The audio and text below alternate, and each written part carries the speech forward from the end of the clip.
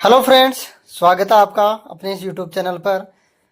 आज हम फिर से एक बेहतरीन जानकारी लेकर आए हैं। आज हम फिर से इंजेक्शन के बारे में आज आपको पूरी जानकारी देंगे, तो वीडियो को अंत तक देखिए, वीडियो को लाइक करें, शेयर करें, चैनल को सब्सक्राइब करें ताकि आने वाला प्रत्येक वीडियो आप तक पहुंच सके। आज हम बात करने वाले हैं जो पशुओं में यानी वेटनरी में सबसे ज़्यादा जो एंटीबायोटिक काम में ली जाती है, जो कि एक सामान्य एंटीबायोटिक होती है, और पशु के सबसे ज़्यादा काम में ली जाने वाली एंटीबायोटिक के बारे में बात करेंगे। हम बात करेंगे जो कि स्क्रीन पर दिख रही है आपको, ऑक्सीटेट्रासाइक्लिन हाइड्रोक्लोराइड इंजेक्शन, जो कि 50 mg में आती है। ये 50 mg में आती है, 100 mg में भी आती है। तो आज हम बात कर रहे हैं ऑक्सीटेट्रासाइक्लिन यानी ओटीसी एंटीबायोटिक के बारे में। इसके बारे में आज आपको पूरी जानकारी मिलेगी कि पशु में ये कब लगाया जाता है और पशुओं में किस रोग में इसका सबसे ज़्यादा उपयोग किया जाता है, इसकी डोज रेट क्या रहती है, छोटे जानवरों में कितनी डोज लगाते हैं, बड़े जानवरों में कितनी डोज लगाते हैं, किस प्रकार से लगाया जाता है, इसके क्या फ़ायदे क्या नुकसान, सभी पूरी प्रकार की जानकारी आज आपको इस वीडियो में मिल जाएगी। तो वीडियो को अंत तक देखें ताकि आपको पूरी जानकारी मिल सके। अब हम सबसे पहले बात करते हैं कि जो कि आपको स्क्रीन पर दिख रही है, ऑक्सीटेट्रासाइक्लिन एक प्रकार की एंटीबायोटिक होती है।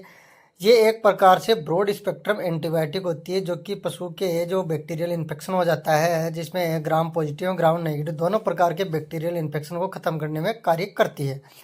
ये इंजेक्शन मुख्य रूप से कई बार गाय, भैंस, भेड़, बकरी, ऊंट और सूअर जैसे पशुओं में उपयोग किया जाता है। अब हम बात करते हैं कि इसका उपयोग किन किन बीमारियों में, पशु के होने वाली किन बीमारियों में इसका उपयोग करने से हमें फायदा मिलता है या पशु को लाभ पहुंचता है, पशु के लिए ये कितना कारगर साबित होता है, किन किन परिस्थितियों में यानी किन रोगों में पशु के आप इसे उपयोग कर सकते हैं। सबसे पहले हम बात करते हैं, अगर पशु किसी प्रकार का गलघोटू होता है, जैसे हेमरेजिक सेप्टिसिमिया होता है, एचएस होता है, उस स्थिति में आप इसे एंटीबायोटिक का उपयोग कर सकते हैं।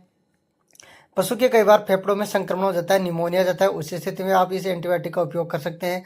लंगड़ापन और पैरों के बैक्टीरियल संक्रमण के कारण पशु में जकड़न हो जाती है, उस स्थिति में भी आप जो ऑक्सीटेट्रासाइक्लिन होती है उसका उपयोग कर सकते हैं। पशु में कई बार यूट्रस में इन्फेक्शन हो जाता है, मेटाइटिस होता है, उस स्थिति में आप इसका उपयोग कर सकते हैं। या कई बार पशु में जो थनैला रोग हो जाता है, मैस्टाइटिस हो जाता है बैक्टीरिया के कारण, उसमें भी इसका उपयोग कर सकते हैं। और कई बार हमें देखने को मिलता है कि बैक्टीरिया के कारण घाव हो जाते हैं, पशुओं में घाव वुंड हो जाता है, उसी स्थिति में आप इसका उपयोग कर सकते हैं। और जैसे फुट रोट होता है यानी एफएमडी होता है, उसमें भी आप इसका उपयोग कर सकते हैं। आंखों के संक्रमण में भी इसका उपयोग कर सकते हैं। टिक से होने वाली जो बीमारी होती है उनमें भी आप इसका उपयोग कर सकते हैं। बुखार के साथ अगर आप एंटीबायोटिक काम में ले रहे हैं तो इसका उपयोग कर सकते हैं। ये एक प्रकार की बैक्टीरियल जो बीमारियां होती है उनमें सबसे असरदार कार्य करती है, क्योंकि ये ब्रॉड स्पेक्ट्रम एंटीबायोटिक है, बहुत ही अच्छा कार्य करती है। अब हम बात करते हैं कि इसकी जो डोज रहती है वो क्या रहती है। अगर आप पशु के जो ये आती है ऑक्सीटेट्रासाइक्लिन, ये 50 mg वाली अगर आप काम में ले रहे हैं एंटीबायोटिक, तो जो बड़ा जानवर होता है 300 से 400 kg बॉडी वेट होता है, उसमें आप 50 से 60 ml इंट्रामस्कुलर या स्लो आईवी यानी इंट्रावीनस लगा सकते हैं। और जो छोटे जानवर होते हैं 50 किलो के आसपास, उनमें आप इसे 7 से 10 ml इंट्रावीनस या इंट्रामस्कुलर दोनों प्रकार से लगा सकते हैं। बहुत अच्छा रिजल्ट आपको देखने को मिलेगा। अब हम बात करते हैं कि इसका रूट क्या रहता है, इसे किस प्रकार से लगाया जाता है। पशु में इसे 2 प्रकार से लगा सकते हैं, इंट्रामस्कुलर यानी आईएम और इंट्रावीनस यानी आईवी आप इसे लगा सकते हैं। जब भी आप इसका प्रयोग करें तो पशु को अच्छे तरीके से बांध के पशु को इंट्रामस्कुलर डीपली लगाए, क्योंकि अगर आप इसे सब कट अगर पशु के चली जाती है तो बहुत ज़्यादा जलन करती है, तो इसका विशेष तौर पर ध्यान रखें। और अगर आप इसे इंट्रावीनस लगा रहे तो ड्रिप के साथ लगाए या फिर बिल्कुल स्लो दे, क्योंकि इस पर लगाने पर पशु कई बार शौक में आ जाता है, तो इस स्थिति का भी आप ध्यान रखें। अब हम बात करते हैं कि पशु में इसे लगाने पर क्या सावधानियाँ रखनी चाहिए। दवा की जो मात्रा होती है, डोज होती है, वो बिल्कुल सही रखे। एलर्जी होने पर तुरंत डॉक्टर की से संपर्क करें। गर्भवती पशुओं में इसे लगाने से पहले डॉक्टर की सलाह अनुसार ही लगाएं।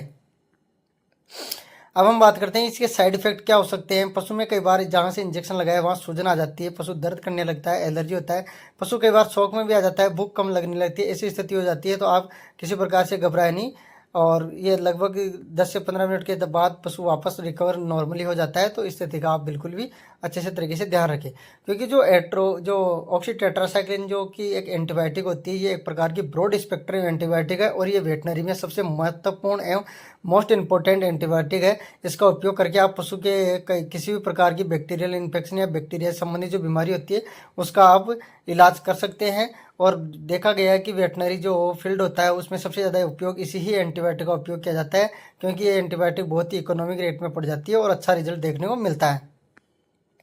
तो अगर दोस्तों आपको भी ये जानकारी अच्छी लगी है और तो वीडियो को लाइक करें, शेयर करें, चैनल को सब्सक्राइब करें ताकि आने वाला प्रत्येक वीडियो आप तक पहुंच सके।